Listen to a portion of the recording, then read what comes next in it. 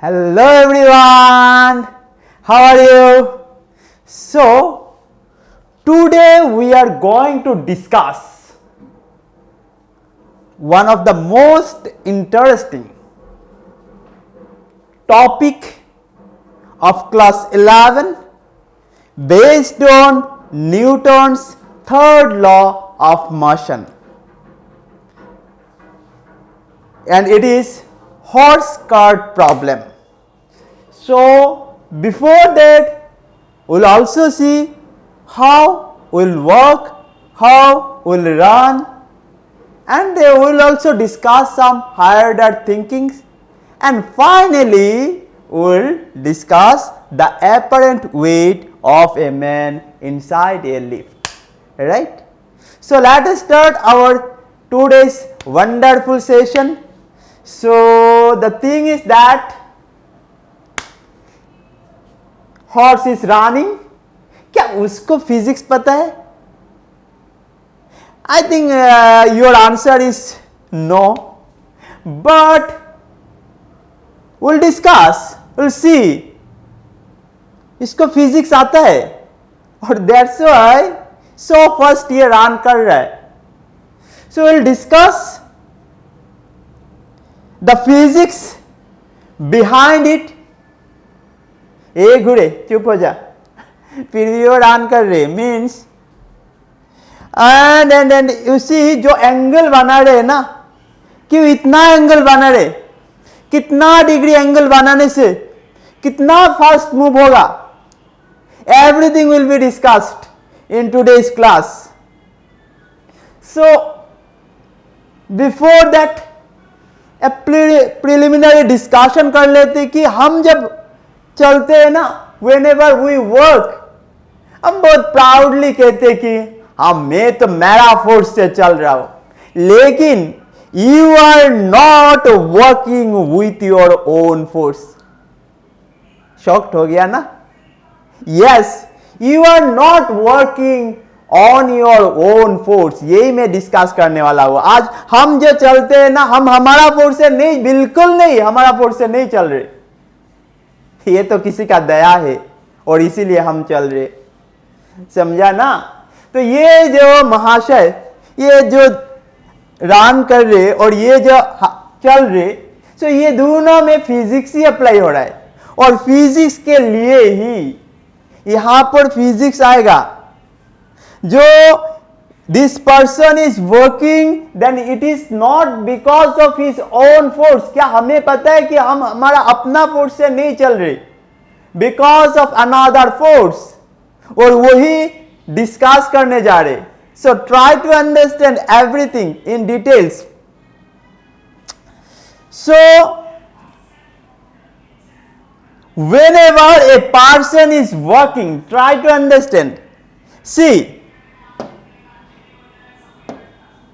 he is exerting a force on the ground. This is the ground, you see, this is the ground, and this is the ground, and on the ground this person exerting a force. See, so this person exerting the force in this direction, he is exerting the force in this direction, he is exerting the force in this direction, and because of this force there is a normal reaction come into play. There is a normal reaction. Because of this force there is a normal reaction come into play. I repeat it again. This person exerting a force on the ground by making certain angle, and due to this force there is a reaction force come into play. This reaction force is R vector, and this reaction force making an angle theta with the ground. Now you know this theta, this r vector, this reaction force is resolved into two rectangular component. जैसे कि हमें पता है कि ये force है, so if the force is acting along this direction, तो this force is resolved into two rectangular component. जैसे कि this is your angle theta, तो लगा लो ये ट्रायंगल बन गया. Along the base f cos theta, along the perpendicular f sin theta, any vector is resolved into two rectangular component. So our force F vector is resolved into two rectangular component, f cos theta along the base and f sin theta along the perpendicular. Every vector is resolved into two rectangular components in two dimension.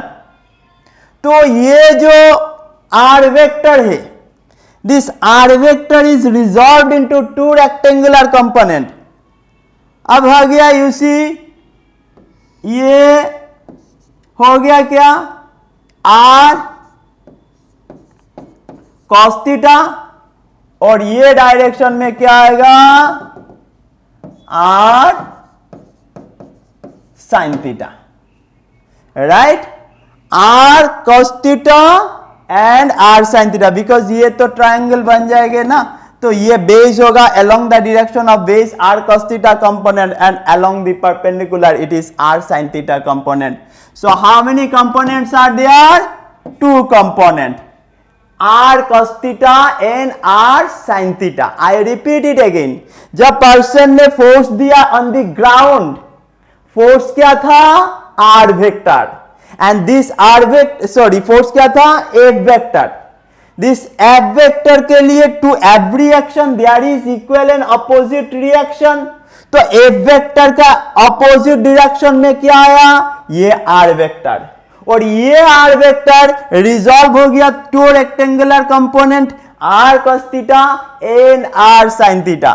Now this r sin theta is balanced by the downward force of the person. This r sin theta is balanced by the downward force of this person, right? Only r cos theta component left, and so this person moved along the direction of r cos theta.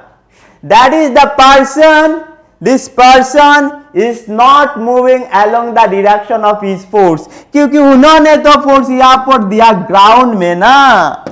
So he is exerting force on the ground, तो उसको ground के अंदर चले जाना चाहिए था, नहीं गया, बिकॉज उससे क्या आया, रिएक्शन फोर्स, और रिएक्शन फोर्स का डायरेक्शन में भी वो नहीं गया. He moved along the component of the reaction force. That is, while we are walking, while we are running, we are not moving along the direction of the force, we are moving along the direction of the component of reaction force. Understand ना? फिर से एक बार देख लेते वही, right? So देख लीजिए यहाँ पर फिर से ये ड्रॉ करता हूं, किसी का अगर समझ में ना आए तो ये समझ जाते फिर से एक बार. सो यहाँ पर ये जो पर्सन है ना, उसका ये ग्राउंड है, ट्राई टू अंडरस्टैंड, ये ग्राउंड है, और ये पर्सन का यही लेग यहाँ पर मैं ड्रॉ कर लेता हूं, ठीक है, ये लेग, सॉरी ये थोड़ा मोटा लेग है,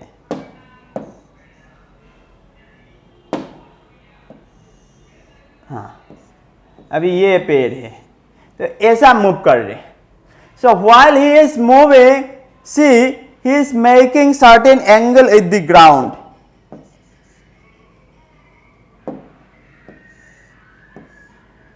He is exerting force on the ground like that, F vector. While he is moving, he is exerting force on the ground is F vector. और जिसके लिए रिएक्शन फोर्स आया R vector. और this reaction force makes an angle theta with the ground. तो मतलब अभी ये person ने जो फोर्स दिया एफ वेक्टर उसके लिए आया आर वेक्टर। अभी पर्सन का पेड़ को हटा दो, नहीं चाहिए, ये हमारा फिजिक्स आ गया। मैं फिर से दिखा रहा हूं ये पर्सन का। So this person exert the force on the ground F vector, और जिसके लिए आया reaction force R vector. Reaction force ने एंगल बनाया theta. Now this R vector is resolved into two rectangular component. जैसे कि ये ट्रायंगल बना दो तो ये बेस हो गया, ये परपेंडिकुलर हो गया। तो बेस का डायरेक्शन में क्या आया R cos थीटा, और परपेंडिकुलर का डायरेक्शन में क्या आया R sin theta. Understand now? Now we see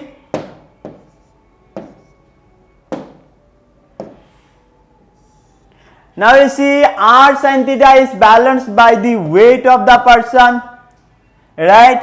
Then weight of the person, then R is resolved into two rectangular component, R cos sin theta and R cos theta. फिर R cos theta is balanced by the weight or downward force, then only R cos theta component left, and so this person is moving along the direction of the R cos theta. So as we are moving, then we are moving because of R cos theta component. Now यहाँ पर भी physics से try to understand R cos theta component. As we are moving because of R cos theta component, so R cos theta component को भी अच्छे तरह से समझ जाते। We are moving because of R cos theta. So R cos theta is maximum if theta is 0 degree. R cos theta is equal to R, maximum value. अभी मजा आएगा, सुनो।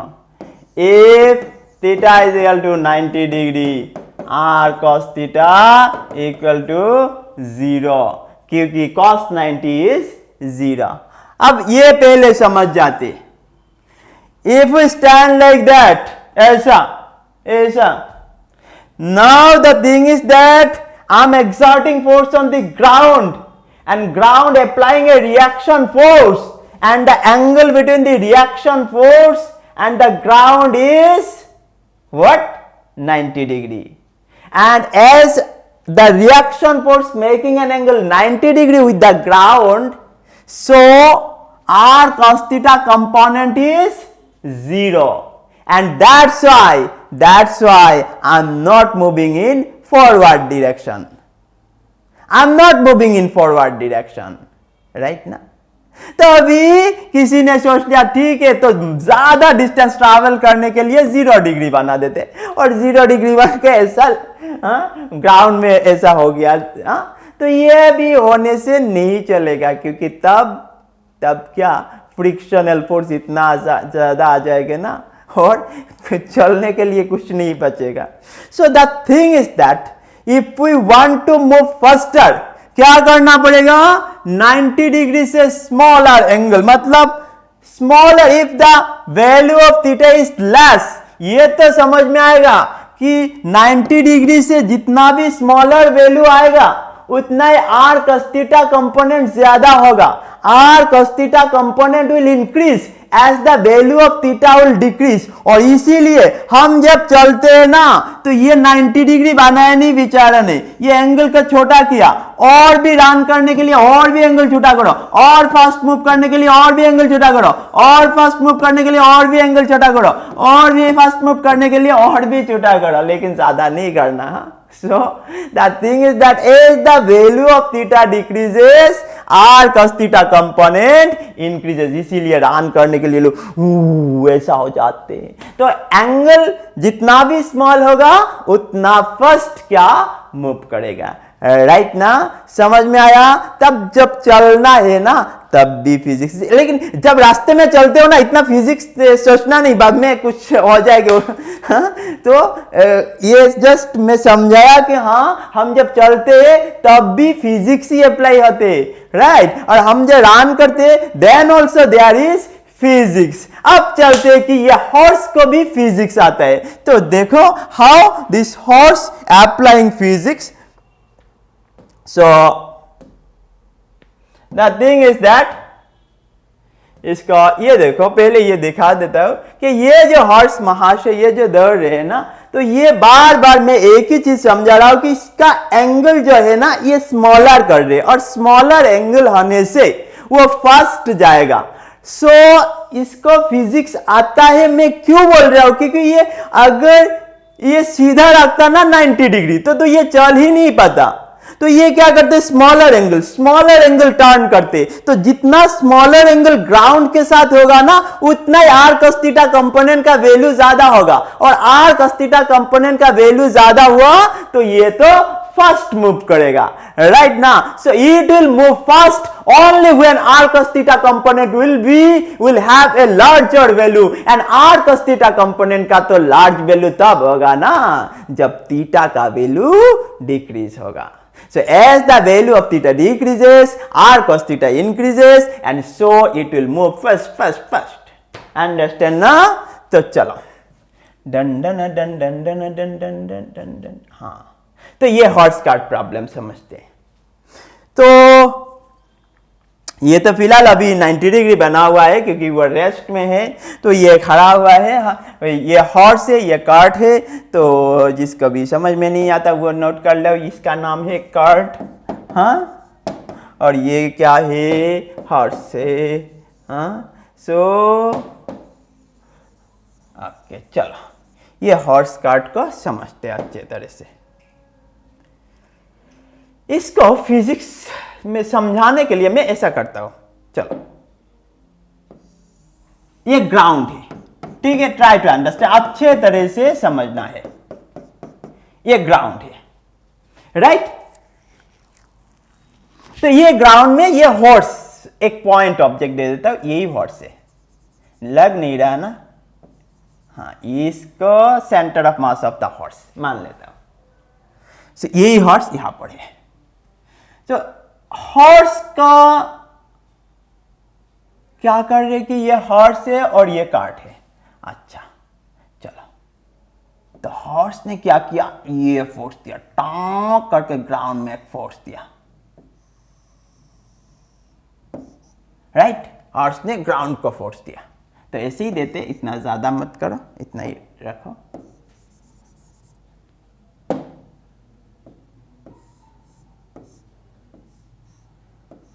तो ये फोर्स है एफ वेक्टर, ठीक है। ग्राउंड में फोर्स दे रहे एफ वेक्टर, ये एंगल है थीटा, और ये ग्राउंड में कितना फोर्स दे रहे, एफ वेक्टर, ये हॉर्स ने, ठीक है। This is horse, this exerting A force on the ground F vector. अब क्या है कि ये हॉर्स को ना कार्ट के साथ जोड़ दिया। ये कार्ट है, कार्ट तो हमेशा दे ही सकते, कोई इश्यू नहीं है, ये कार्ट है। सो कार्ट और हॉर्स को जोड़ दिया, खींच रहे, एक दूसरे को खींच रहे। तो ये खींचना जो है ना, ये टेंशन फोर्स है। So there is a tension force on horse due to cart, there is a force on the tension force on the cart due to horse. एक दूसरे को खींच रहे, बोल रहे हॉर्स तू मत जाना, और कार्ट बोल रहे तू मत जाना, एक दूसरे को जोड़ के रखा। इसका नाम क्या है, टेंशन फोर्स। समझ में आया ना। सो ना अभी और कुछ भी समझ जाते हैं। कार्ट का एक वेट होगा, ठीक है ना। सो कार्ट का वेट है, सपोज ये डाउनवर्ड है force, weight is this one. तो उसका नॉर्मल रिएक्शन भी आएगा, ये है नॉर्मल रिएक्शन आर, ठीक है।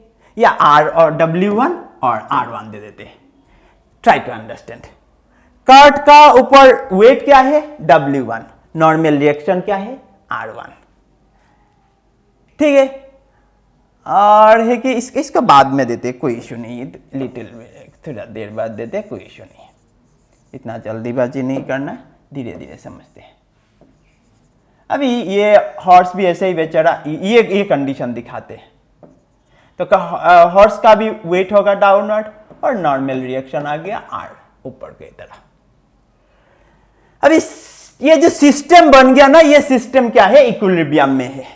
देखो हॉर्स का वेट डाउनवर्ड में काम कर रहे, रिएक्शन फोर्स अपवर्ड में काम कर रहे, और जो कार्ड है उसका वेट भी डाउनवर्ड में काम कर रहे और रिएक्शन फोर्स काम कर रहे अपवर्ड, और दोनों को जोड़ दिया और ये टेंशन फोर्स आ गया। और यहां पर कुछ नहीं है, सभी फोर्स एक दूसरे का बैलेंस कर रहे, ये इसको ये इसको ये इसको, और रिजल्टेंट फोर्स क्या हो गया, 0 हो गया। सिस्टम क्या हो गया, इक्विलिब्रियम में आ गया। अब तो हर्ष को याद आया कि नहीं मुझे तो चलना है, मुझे जाना है, वो कहा क्या हरिराम का घर, और किस क्या क्या नाम होता है रे बाबा, उसको जाना है टूनी का घर। अभी टूनी का घर में जाना है तो क्या करना पड़ेगा, फोर्स देना पड़ेगा। दिया इतना जोर से फोर्स ग्राउंड में, तो जैसे ही फोर्स दिया एंगल बनाया थीटा, समझो। तो ग्राउंड में फोर्स दिया F with angle theta, ground में बोला तू मेरा ऊपर फोर्स दिया, ग्राउंड ने भी दिया रिएक्शन फोर्स। किसने बोला, ये Newton's third law of motion. Ground को फोर्स दोगे हॉर्स, तो हॉर्स को भी ग्राउंड देगा फोर्स, और जो फोर्स दिया वो क्या है, रिएक्शन फोर्स आर वेक्टर। समझ गया।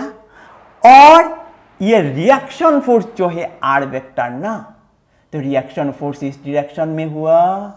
अब समझो ये थीटा है तो ये भी थीटा है, तो ये कंपोनेंट क्या होगा, टन टन टन टन टन टन टन टन टन टन टन टन, वेट वेट वेट, जल्दी जल्दी जल्दी, ये हो गया, सॉरी रे बाबा,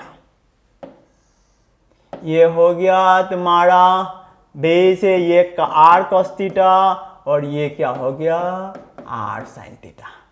तो अब समझो आर वेक्टर रिजॉल्व हो गया टू रेक्टेंगुलर कंपोनेंट में। एक क्या हुआ, आर कॉस थीटा, और एक क्या हो गया, आर साइन थीटा। मतलब ये जो R cos theta and R vector था, वो आर वेक्टर दो कंपोनेंट में रिजॉल्व हो गया। फिर से हॉर्स ने जो फोर्स दिया एफ वेक्टर, वो फोर्स दो कंपोनेंट में रिजॉल्व हो गया, R cos theta and R sine theta. अभी आर साइन थीटा बैलेंस्ड हो गया, क्या, with the weight of the horse, only left r cos theta. Now we see if the horse is moved in forward direction, suppose horse का मास है m1, cart का मास है m2, तो horse जा रहे फॉरवर्ड डायरेक्शन में, right, with an acceleration a, ठीक है। तो net force on the horse, देखो net force on the horse, horse का ऊपर जो नेट फोर्स है, ये इसका नाम दे देता हूं, हॉर्स का ऊपर जो फोर्स हो रहा है नेट फोर्स, इसका एक नाम भी दे देता हूं, जैसा कि ये P है, हॉर्स का ऊपर जो नेट फोर्स है इसका नाम है P, और बैकवर्ड में क्या आया, T, इस डायरेक्शन में क्या है, T, ठीक है। तो क्या होगा, P माइनस T, और इज इक्वल टू क्या है, m1a, ठीक है। अभी क्या है कि जब ये चलने लगेगा ना, ये आर कॉस थीटा के लिए मूव कर दे, समझो, तो P is equal to R cos theta में दे सकते हो। अभी जब ये चलने लगेगा तब आएगा क्या, फ्रिक्शनल फोर्स, क्या आएगा, फ्रिक्शनल फोर्स। तब ये क्या है, फ्रिक्शनल फोर्स एंड टेंशन आ गया। अभी क्या है कि net force on the cart, net force on the cart क्या होने वाला है कि T minus F, tension force minus frictional force, एक दूसरे को तो कैंसिल कर दिया, सिर्फ ये दोनों फोर्स बचा हुआ है, T माइनस एफ। अभी इज इक्वल टू क्या है, इसी के लिए ही तो ये फॉरवर्ड डायरेक्शन में मूव कर रहे हैं ना बाबा, m2a, इसका नाम क्या है, मास क्या है, m2, एक्सीलरेशन, तो दोनों ही फॉरवर्ड डायरेक्शन में जो एक्सीलरेशन हो रहे हैं उसको हम a नाम दे दिया, विद एक्सीलरेशन a। सब मतलब ये दोनों इक्वेशंस का अगर ऐड करें, net force on the horse and net force on the cart, ये दोनों अगर ऐड करे तो मिलेगा क्या, इसमें कर लेता हूं, देखो P minus T plus T minus F F is equal to क्या आएगा, A कॉमन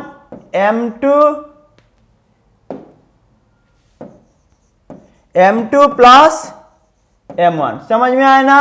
ये देखो P माइनस टी और T माइनस एफ ये दोनों ऐड कर दिया, is equal to M1A plus M2A। तो A कॉमन ले लिया, M2 प्लस M1। अभी क्या होगा कि minus T plus T cancel और हो गया P minus T F is equal to A M1 plus M2 लिख लेता हूं। मतलब A इज इक्वल टू क्या होगा, P माइनस टी, एक सेकेंड, टी एफ नहीं, ये क्या है, F F, F F.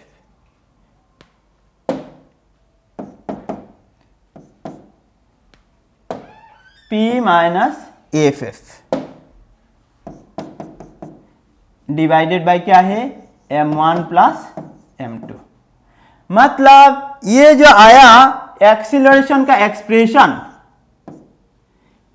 Acceleration is equal to P minus F F divided by M1 plus M2। मतलब एक्सीलरेशन अगर P माइनस एफ, P और एफ एफ अगर इक्वल हो जाते, फॉरवर्ड फोर्स ये r cos थीटा और फ्रिक्शनल फोर्स अगर equal हो जाते तो मतलब एक्सीलरेशन क्या हो जाएंगे, जीरो हो जाएंगे। P माइनस एफ एफ मतलब ये फॉरवर्ड, ये जो r cos थीटा, मैंने जो r cos थीटा लिया, if this r cos theta is balanced with F F मतलब एक्सीलरेशन होगा ही नहीं। और एक्सीलरेशन के लिए, पॉजिटिव एक्सीलरेशन के लिए ये P क्या होगा, P should be greater than F F. मतलब ये r cos थीटा कंपोनेंट जो है ये should be greater than frictional force, then only it will move. मतलब ये P मतलब मैं क्या लिया, r cos theta, that is for the acceleration, for the positive acceleration this r cos theta component should be greater than frictional force. समझ में आ गया। तो इसका मतलब ये है उसको भी ये r cos थीटा कंपोनेंट का ऊपर डिपेंड करता है। और हॉर्स को तो r cos थीटा कंपोनेंट बढ़ाने के लिए, फास्ट मूव करने के लिए उसका थीटा का वैल्यू क्या कर देते, कम कर देते। तो यही हुआ कि हॉर्स जब मूव कर रहे तो इतना सारा फोर्सेस एक्ट हो रहे, एक दूसरे को बैलेंस कर रहे, अल्टीमेटली जो फोर्स आ रहे वो खेला जो हो रहा है, ये खेल किस किस का बीच में हो रहा है, ये r cos थीटा और फ्रिक्शनल फोर्स, बाकी तो एक दूसरे को बैलेंस कर दिया। बचा क्या है, only r cos theta component and frictional force. और अगर फ्रिक्शनल फोर्स ज्यादा हो गया तो वो पीछे चले जाएंगे। हाँ, तो ऐसा नहीं होता, हॉर्स होने नहीं देगा। तो क्या होता है कि हॉर्स मूव करते फास्टर और जिसके लिए क्या होता है, फ्रिक्शनल फोर्स से भी ज्यादा हो जाते r cos थीटा कंपोनेंट, और इसीलिए ये फास्ट मूव करते। समझ में आया ना। तो इसमें भी आया ना फिजिक्स, समझ में आया। तो ये दो क्वेश्चन से why does the rider fly and then do this two, okay. और कोई भी प्रॉब्लम होता है तो डेफिनेटली मुझे ये करना, लेकिन ये दो क्वेश्चंस का आंसर जल्दी जल्दी मुझे दे देना, ठीक है। Thank you very much for listening me, and surely I'll come with the another topic, interesting topic on the next day. तब तक के लिए bye bye everyone.